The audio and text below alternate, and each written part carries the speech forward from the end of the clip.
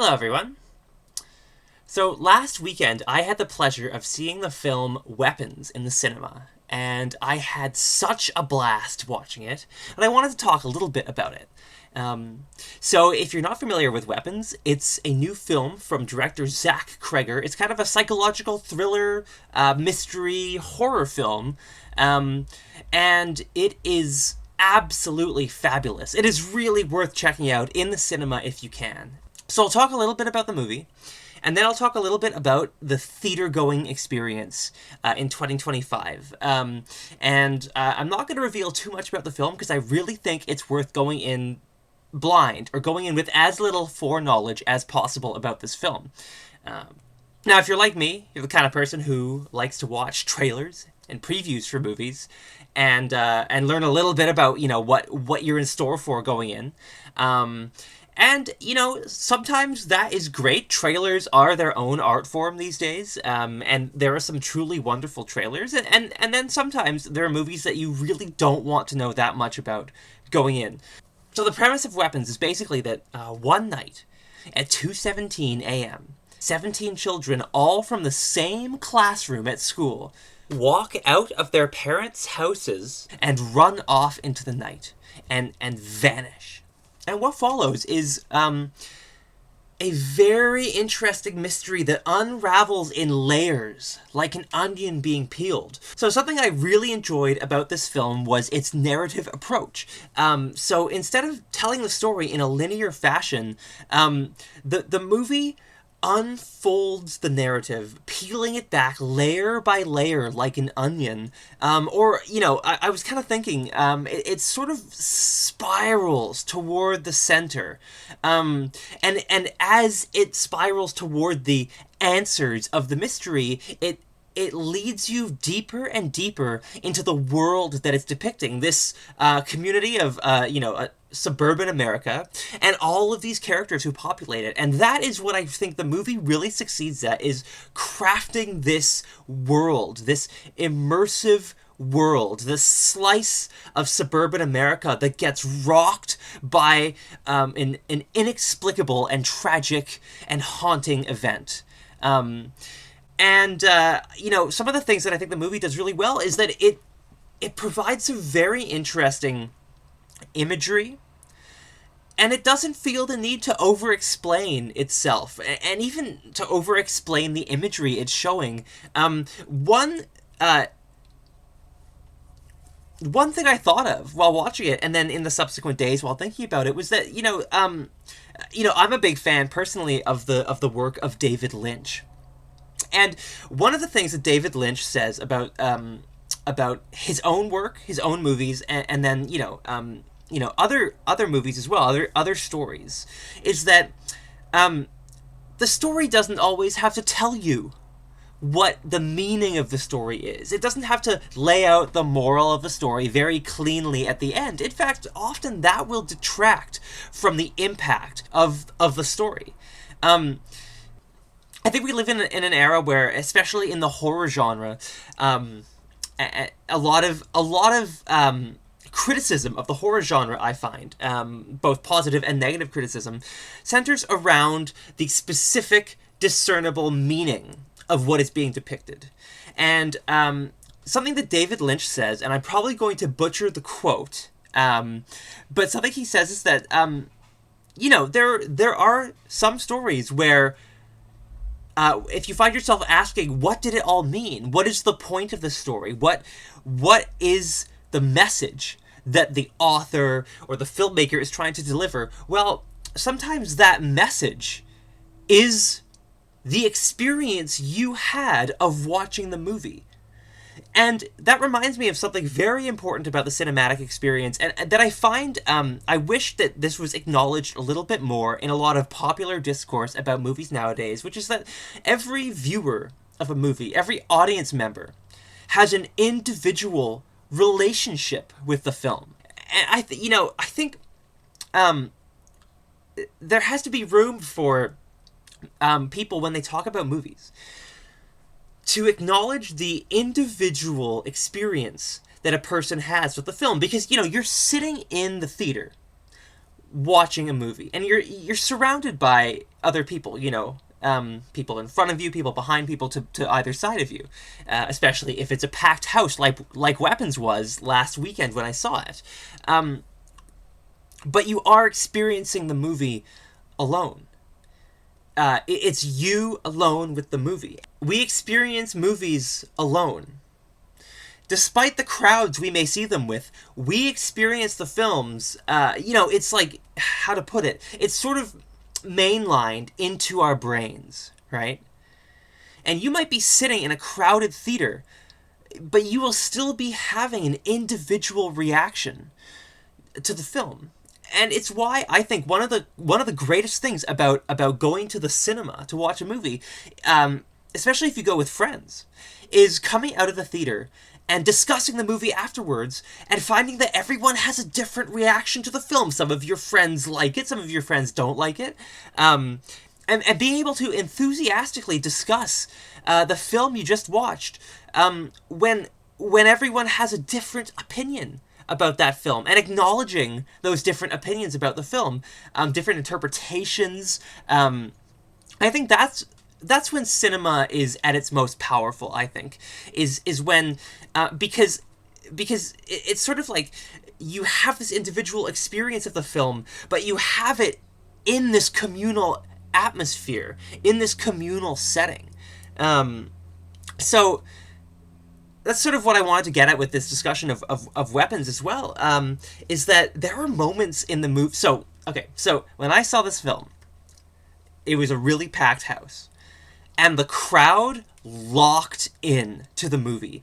Once the movie started, there was some opening narration playing, and the crowd, all the kind of whispering and chattering, throughout the auditorium, quieted down within like the first 60 seconds of the film, and the crowd just locked in, and not a single person, to my great delight, not a single person took out a cell phone during this movie. The darkness of the theater was not interrupted or ruined by the light of a cell phone, and that is something that really bothers me when I go to see movies in the cinema, is people taking out their cell phones. It's just movie theater etiquette. It's like, you don't do that, right?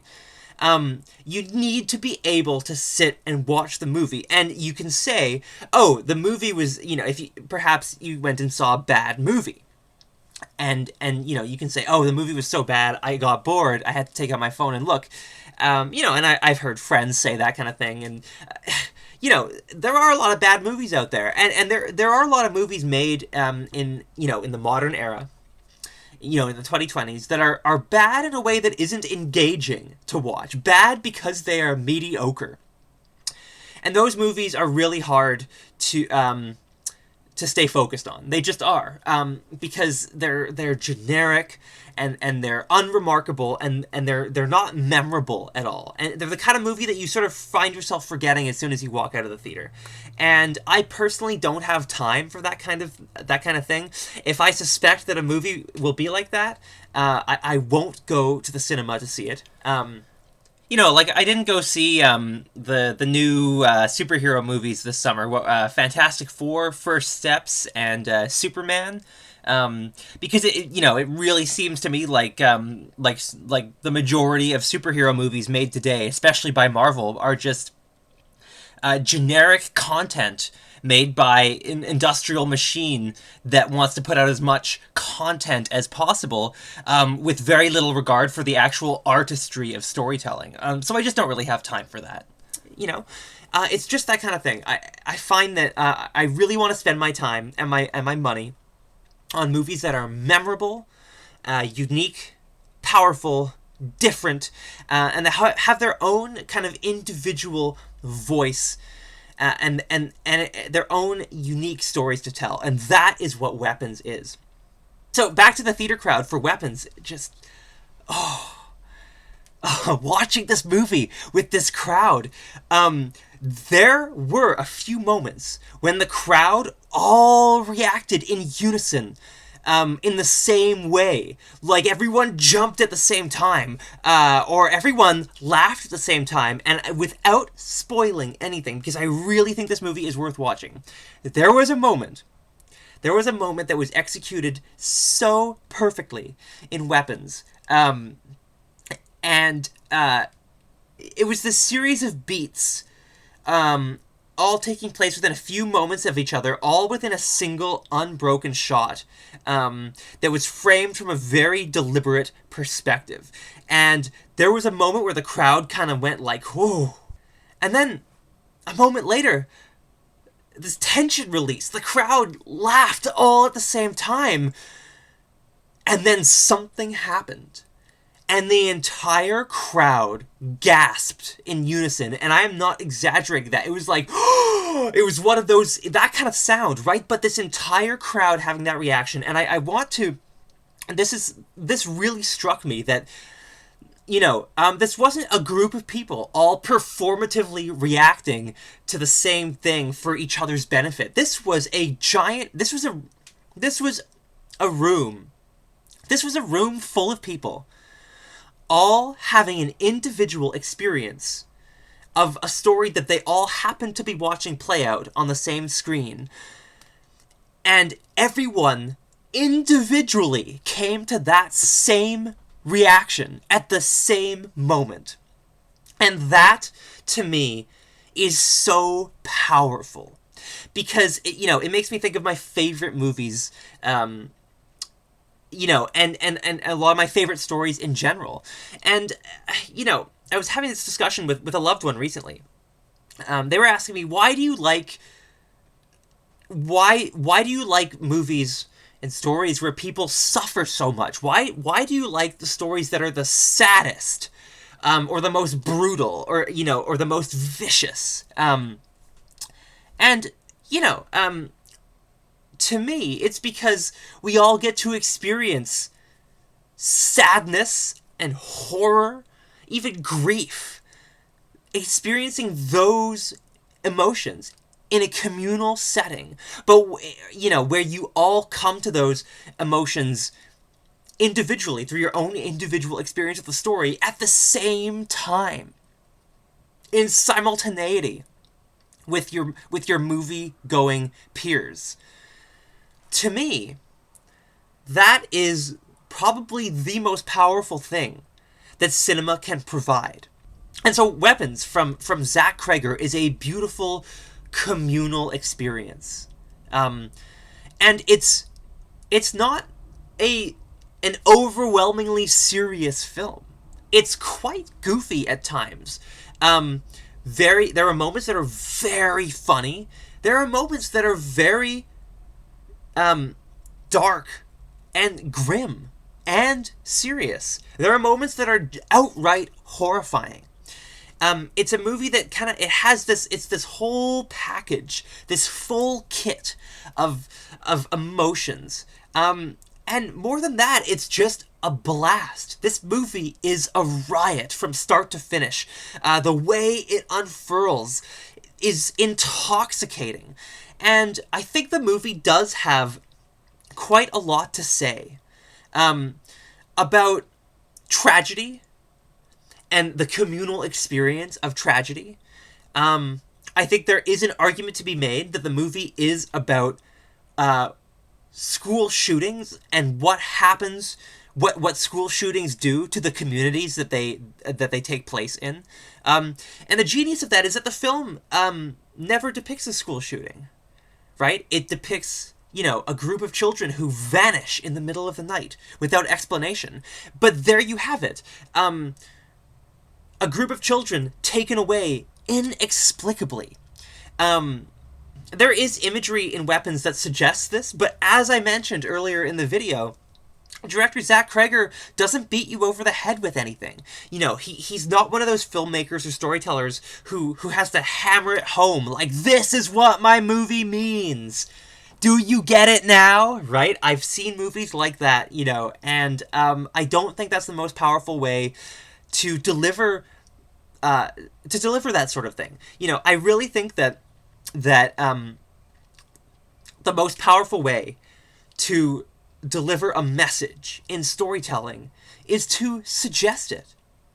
To suggest it and then to step back and have it creep in at the edges of the viewer's mind, of of the minds of the audience, throughout the course of the movie, or even afterward as they're thinking about it. And if you can make a movie where the audience goes away and cannot help but think about it and think about it and think about it, and as they're climbing into bed that night, continue thinking about the movie, like, what did that mean, or what, that really struck me, what was that all about?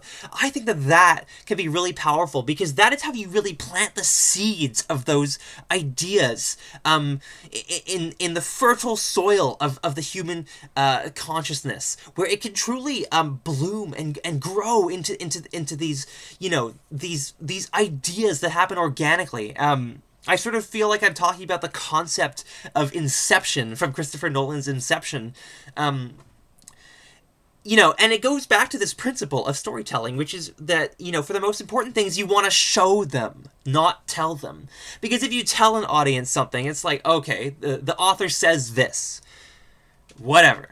If you show them that thing without telling what it is, but you show it to them, it is much more likely that the audience will believe what you've shown them. In the sense of verisimilitude, that they will find truth in it. Because obviously we're talking about fiction here, so I don't want to say they will find it to be true in the sense that, these things really happened, right? But find the truth of it in it. If you show the audience something, it kind of puts me in mind, this might be a little bit of a tangent, but it puts me in mind of this quote from a Jorge Luis Borges story, The Garden of Forking Paths. And I'm actually going to read the passage out loud right now. This is from the collection Labyrinths, the short stories of Jorge Luis Borges. This is The Garden of Forking Paths. And here's the passage. Finally, Stephen Albert said to me, "In a riddle whose answer is chess, what is the only prohibited word?" I thought a moment, and replied, "The word chess." "Precisely," said Albert. And then a little further down, the character Albert continues, "To omit a word always, to resort to inept metaphors and obvious paraphrases, is perhaps the most emphatic way of stressing it." Right? If you're trying to tell me something, or if you're trying to tell a story in which, let's say, two characters fall in love, the last thing you want to do is say they fell in love, or they were in love with each other, or if it's first person, I was in love with her, right? You don't want to do that. You want to show that these characters are in love through their actions, through the way they look at each other, the way they stare at each other. And back to weapons super quick, but I'm trying to avoid revealing too much about this movie, because I really don't want to spoil that much of it, and I think going into this movie knowing as little as possible is the best way to approach it. So maybe a movie has to be as good as Weapons to merit that kind of audience reaction in the cinema, right? Maybe my frustration with audiences in the cinema nowadays, taking out their cell phones, or, talking loudly, or, making... I don't know if this was always the case with watching movies, in theaters, but I feel like things... It feels to me as though something changed, around the time of the pandemic, right? It feels to me as though theater etiquette sort of went out the window. And I've heard some explanations for this, right? I've heard some chalk it up to, people forming the habit of watching all these things at home, right? And then getting back into the theater and treating, the cinema, like they're just at home, treating that experience like they're just a home viewer, right? And maybe that's the case. Maybe not. Maybe I'm wrong about this, right? Maybe there were always hooligans in the cinema, especially on opening weekend, right? shouting weird commentary at the screen or taking out their cell phones, all that kind of stuff. But I'm, you know, I'm really pleased whenever I get the chance to go to the cinema and get to be in a crowd that really respects the theater going experience, their fellow audience members, and by extension, the film that they are watching. So maybe a movie has to be as good as Weapons to deserve that. But of course, how do you know the film is that good until you get to the end, right? There is something to be said about the quality of Weapons. It is the kind of movie where the way it's shot, the way it's edited, the way it plays out is inherently, gripping, intoxicating, mesmerizing. So maybe that was part of it. Maybe no one had the opportunity even to get bored and to think, oh, I'm going to take my phone out now because I'm bored, right? Maybe that's the case. Maybe. But, so this movie is also really about grief and about how grief manifests in all its various forms and what it does to people, what grief does to different people. And it's part of why it's so powerful in Weapons. This exploration of grief is because the event that triggers it is inexplicable. And that's how, tragedies in real life often feel, is you might know why it happened in a mechanical sense. Let's take an example of a car crash, for example, which happens every day all around the world. People die in car crashes. And, usually in a mechanical sense, you know exactly why it happened, right?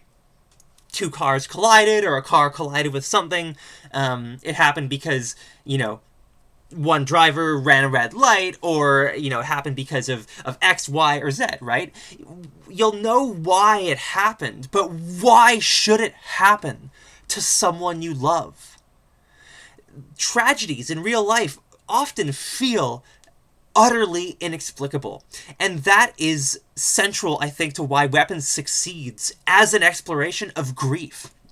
And, so it bears mentioning that Zach Cregger, obviously, is someone who is exploring his own grief because of the death of Trevor Moore, his collaborator and fellow member of the Whitest Kids You Know, who, died so inexplicably, who died so suddenly and unfairly a few years ago. And, I remember seeing the news that Trevor Moore was dead at the age of 41, and it blindsided me, and it felt totally unfair. It may have been one of the first celebrity deaths that really genuinely made me feel sad. Because, a lot of celebrities have died, over my time on this earth. A lot of celebrities who I have admired. Many of them, it was of old age. With Trevor Moore, it was kind of different. And there's only one other celebrity, famous person, public figure, who has died, whose death made me actually cry. And that was David Lynch earlier this year. And we know why David Lynch died, right? He had emphysema from a lifetime of smoking, and he was 78 years old. And he suffered a heart attack during the wildfires in Los Angeles. And if you're familiar with the work of David Lynch, especially his work set in Los Angeles, there is something deeply haunting about that. But I was not ready for it. I was not ready for David Lynch's death, and it hit me really hard. A part of it feels tragic, even though, he was 78. It's a good run. He did smoke his entire life, allegedly like a chimney. But anyway, I wanted to mention that, loss, grief. Weapons explores it in a really beautiful way, without ever letting up from the adventurous mystery thriller that it truly is, without ever tripping over its own feet or skipping a beat in that sense. it's such a confident movie with so many layers to it, not just of plot and story world, but of meaning. And I'm really pleased with it, for all of these reasons. So that's probably about all I have to say on the subject. I went a little longer than I thought I would, but I did really, really love this movie. So if you haven't seen it yet, check out Weapons while it's still in the cinema. And if you don't make it to the cinema to see it, do yourself a favor and check it out at home. If you can, watch it with some people, with some friends or family. And remember that while you're doing that, you will be all having an individual experience of the film. But you'll be having those individual experiences together. And therein lies the true, wondrous power of cinema. Well, that's all I got for today. Thank you very much for tuning in and watching my video. Hope you're having a wonderful day wherever and whoever you are. Take care, and I'll see you in the very next video. Bye.